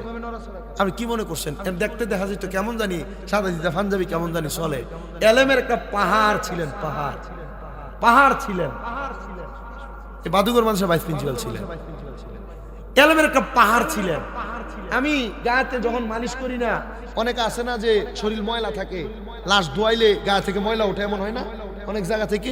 আর আমরা যখন গোসল করাই শরীরে যে দিক দিয়ে ডলা দেই, এটা খালি সুন্দর হয়, ময়লা দেখা যায় না, সুন্দর হয়, খালি এত সাদা হয়ে গেছে। আপনাদের কাছে আলেমদের কদর বোঝাইতে চাইছি, মাদ্রাসার কদর বোঝাইতে চাইছি, ছাত্রদের কদর বোঝাইতে চাইছি। মা বোন যারা পর্দার আলে আছেন, নিজে একটা ভালো জিনিস খাওয়ানোর আগে মাদ্রাসার একটা পোলাপান দেখলে ডাক দিয়ে খাওয়াইন গো, লাভ হইব। আগে রুসুম তো চলে গেছে যে গাছের ফেফেটা পাকলে প্রথমটা মাদ্রাসা দিয়া লাইতো, মসজিদে দিয়া লাইতো, ওর কি ডিমটা পারলে প্রথমটা মসজিদে মাদ্রাসা দিয়া লাইতো। এটা গেছে গা না, এটা আগে নিজে খা, জিজ জামাই খাবামো, জামাই ফাপ্পাটা ভাগছে তাড়াতাড়ি আই হুন্ডাটা টান দিয়া, কথা কয় না আছে না? এই রসুম শেষ। তবে আমি আপনাদের কাছে আবদার করি, আপনার এই রসুম থেকে বাইর হয়ে এসে আগের রসুমে থাকেন, দেখবেন কামিয়াব হবেন। আল্লাহ কবুল করুন, আমিন পড়েন। হযরত সাদ ইবনে উবাদা রাদিয়াল্লাহু তাআলা আনহু ডাক দিয়ে বলেন, ইয়া রাসূলুল্লাহ, আমার মা ইন্তেকাল করছে, আমার মনে কোনো কষ্ট নাই, আমার মা ঈমান আইনা মরছে, এটাই আমার জন্য সুসংবাদ। এ মায়ার নবী, আপনার কাছে জানতে চাই গো, আমার মা মারা যাওয়ার পরে আমার মায়ের অনেক সম্পদ রেখে গেছে, আপনি বলেন না গো নবী, আমি যদি আমার মায়ের সম্পদ থেকে আল্লাহর ওয়াস্তে কোনো কিছু দেই, তাহলে আমার মা এটার কোনো প্রতিদান পাবে কিনা? নবী আমার জানা দেয়, ইয়া সাদ ইবনে উবাদা শুনো, তুমি তোমার মায়ের পক্ষ থেকে সদকা করে দাও, সদকা করে দাও। সাদ ইবনে উবাদা বলে, ইয়া রাসূলুল্লাহ, আপনি সাক্ষী থাকেন গো নবী, আমার একটা খেজুরের বাগান আছে মিকওয়াদা, ওই খেজুরের বাগানটা আমি আমার মায়ের জন্য সদকা করে দিলাম। আল্লাহ নবী কয়, এ সাদ ইবনে উবাদা, তুমিও সাক্ষী থাকো। আমি নবী বললাম, এই খেজুরের বাগান থেকে যদি কেউ খেজুর গ্রহণ করে, আল্লাহ তাআলা তোমার মায়ের কবরে এটার প্রতিদান যাজা প্রদান করবে। পরের দিন সকালবেলা হযরত সাদ ইবনে উবাদা কান্না করতে করতে আমার নবীজির দরবারে আগমন করেছে। ইয়া রাসূলুল্লাহ, ইয়া হাবিবাল্লাহ, আমি স্বপ্ন দেখেছি আমার আম্মা জান জান্নাতের নাজ নিয়ামতগুলো ভক্ষণ করতেছে। নবী আমার কয়, সাদ ইবনে উবাদা, গতকালকে সন্ধ্যাবেলা পান থেকে ছোট ছোট দুইটা ক্ষুধার্ত পাখি একটা পাকা খেজুর থেকে আহার করেছে, আর আমার আল্লাহ তাআলা তোমার আম্মা জানবে ওইটার বিনিময়ে জান্নাত প্রদান করে দিছে। হ্যাঁ প্রিয় মুসলমান, শুধু জান্নাত প্রদান করে নাই, জান্নাতি খানা পিনা প্রদান করছি গো আমার নবী রাহমাতুল লিল আলামিন নবীজি হযরত আম্মা জান আয়েশা সিদ্দিকা রাদিয়াল্লাহু তাআলা আনহার নিয়া উস্তুনে আয়েশার নিচে বসা, মানে মসজিদে নববীর ভিতরে রিয়াজুল জান্নার মাঝখানে তিনটা গাছ, একটা গাছের নাম উস্তুনে হান্নানা, একটা গাছের নাম উস্তুনে আহাদা, একটা গাছের নাম উস্তুনে আয়েশা। উস্তুনে হান্নানাতে দইরা আমার নবী খুতবা দিতেন, উস্তুনে আহাদার নিচে বাহিরের মেহমানের সাথে কথা বলতেন, আর উস্তুনে আয়েশার নিচে বৈশা গভীর রজনীতে মা আয়েশা সিদ্দিকার সাথে আমার নবী কথা বলতেন, কৌশল বিনিময় করতেন। নবী আমার উস্তুনে আয়েশার নিচে সন্ধ্যাবেলা বসা, একজন বনু কুরাইজার মহিলা এসে আমার নবীরে প্রশ্ন করে, ইয়া রাসূলুল্লাহ, আমার মা মারা গেছে গো, আমার বাবা মারা গেছে, ও মায়ার নবী, আমার মায়ের জন্য আমি কি করব আপনি বলেন না। আমার নবী বলেছে, তুমি তোমার মায়ের জন্য কিছু ফানি সদকা করো। যারা মক্কা মদিনায় গেছেন আপনারা দেখেন, মক্কায় আর মদিনাতে ট্রাকের মধ্যে ভৈরা ভৈরা মক্কা মদিনার শেখেরা রাইসা শুধু পানি বিতরণ করে, মানুষ দিয়া পানি বিতরণ করায়। আমি মদিনাতুল মুনাওয়ারার ডাইনে বামে মিলায়া 6টা মসজিদ আছে, মসজিদে গামামা, মসজিদ ওমর ইবনে খাত্তাব, মসজিদ ওসমান বিন নুরাইন। আরে বাবা 6টা মসজিদ আছে, মসজিদে ওসমান বিন নুরাইন, মসজিদে আবু বকর, হযরতে মসজিদে ইমাম বুখারী, একবারে মদিনাতুল মুনাওয়ারা শেখ ফাহাদ গেটের একবারে বাম দিক দিয়া ওই জায়গার মধ্যে দেখলাম বড় বড় পানির টাক দিয়া পানি এনে মসজিদ পুরাইতেছে। আমি বুঝতে পারছি এটা নামাজি মুসল্লিদের জন্য হাদিয়া প্রদান করতেছে। ওই মহিলা নবীরে বলে, নবী পানি হাদিয়া দিব? বলে হ্যাঁ পানি হাদিয়া দাও। আমার নবীজির কথা মুবারক শুই না ওই মহিলাটা আমার নবীজির কথা মুবারকের জবান মুবারকের বাণী শুই না একটা বড় কূপ খনন করে দিছেন, আর সেখান থেকে মদিনাতুল মুনাওয়ারার পার্শ্ববর্তী এলাকার মানুষেরা পানি আহার করে। আলহামদুলিল্লাহ, আমি ওই কূপের পানি আমার ঘরে রাইখা দিছি। একটা কূপ না, 4টা কূপের পানি আমার ঘরে আছে। 1 নাম্বার বীরে রাওহা, 2 নাম্বার বীরে শেফা, 3 নাম্বার বীরে জমজম, 4 নাম্বার বীরে গারস, আর এই বীরে গারসের পানি এটাই হলো ওই মহিলার খনন করা কূপের পানি। প্রিয় মুসলমান ইমানদার, কিন্তু আপনার এখানে অনেকে আছেন, আপনাদের মা বাবা আপনারা অনেক সম্পদ দিয়ে গেছে, কিন্তু আপনি আপনার মা বাবার জন্য কেন কিছু সদকা করেন না? এ বাবা, আপনার মা বাবা শুধু আপনাকে থাকার জন্য সম্পদ দিয়ে যায় নাই, ওয়ারিসের সম্পত্তি ভাই ভাইয়ের মতো নিয়ে তার মতো থাকে, বোন বোনের মতো নিয়ে বোনের মতো থাকে, কিন্তু জানেননি এগুলা কিন্তু কবরবাসীদের প্রতিকারের জন্য, কবরবাসীদের ক্ষমার জন্য আপনার কাছে দিছে। আপনি যদি সম্পদ তাদের উপকারের জন্য ব্যয় না করেন, আল্লাহর দরবারে আপনি আসামি হয়ে যাবেন। সন্তানেরা চিন্তা করে দেখো, তোমার মা বাবা তোমার যদি এত সম্পদ না দিয়া যাইতো, যদি তুমি ভাড়া থাকতা ভবানীপুরে, একটা বাড়িতে ভাড়া থাকলে কমপক্ষে 5,000 টাকা ভাড়া দেওয়া লাগে, 5,000 টাকা, কিন্তু তুমি ভাড়া দেওয়া লাগে না। চিন্তা করে দেখো, 5,000 করে হিসাব করলে 12 মাসে 60,000 টাকা ভাড়া আসে। এ সন্তান, এখন তোমার মা কবরে, বাবা কবরে, আম্মা আব্বা তোমার সম্পদের কোনো ভাড়া চায় না, খানা চায় না। যদি খানা খাওয়াইতা, তোমার প্রতি মাসে 2,000 টাকা করে লাগলে 12 মাসে 24,000 টাকা লাগতো। ওই সন্তান চিন্তা করে দেখো, আব্বা যান তোমার কবরে, আব্বা যদি বাইসা থাকতো, যদি তুমি আব্বারে প্রতি মাসে মাত্র 1,000 টাকা করে হাত খরচ দিতা, তোমার 12 মাসে 1,000 টাকা করে হাত খরচ দেওয়ার কারণে 12,000 টাকা লাগতো। আব্বা তো কবরে, আব্বার 100 500টা টাকা সাইদা তুমি দিতে পারো না, দিবা কেমনে আব্বাজান কবরে? সন্তান একটু পরে আখেরি মুনাজাত হয়ে যাবে, তোমার আব্বার জন্য আম্মার জন্য দোয়া করা হবে। অনেক সন্তানেরা এই ভবানীপুরে গাউসিয়া হাফিজিয়া মাদ্রাসার মাহফিলে বসতো, বাপ হারায়া মা হারায়া, মা কবরে বাবা কবরে, কেমন আছে তোমরা জানো না। আমি শুধু একটা সন্তান চাইবো যে দাঁড়ায় বলবে হুজুর আমার মা নাই, আমার আব্বা নাই, আমি আমার আম্মা আব্বার জন্য এই মাদ্রাসাটার জন্য 20,000 টাকা কোরবান করে দিতাম। আসেন নাকি একজন সন্তান যে 20,000 টাকা আম্মা আব্বার নামের উপরে আল্লাহর হস্তে কোরবান করে দিবে? আপনি নগদ দেওয়া লাগবে না, আপনি 1 বছরের ভিতরে যে কোনো দিন দিলে চলবে, 2 মাস 3 মাস পরে দেন, অসুবিধা নাই। আসেন নাকি 20,000 টাকা দেওয়ার মতো মাদ্রাসার জন্য? হুজুর আমি 20,000 টাকা লেখা যায়, একটু খাস করে দোয়া করবেন। মাসাকিন ভাই আমারে বলছে হুজুর গত বছর কিছু কালেকশন করে দিয়ে গেছেন, অনেক মানুষ মারহাবা ফাটি নাম লেখা দেয় নাই। আমি দল চিন্তা করলাম ওয়াদা খেলাফকারী তো অন্যদের কাতারে চলে যায় না, ফাঁকি করে। ওয়াদা খেলাফ করার দরকার নাই, যে যতটুক পারবেন ততটুক লেখাইবেন। 20,000 দেওয়ার মতো একদম যদি থাকে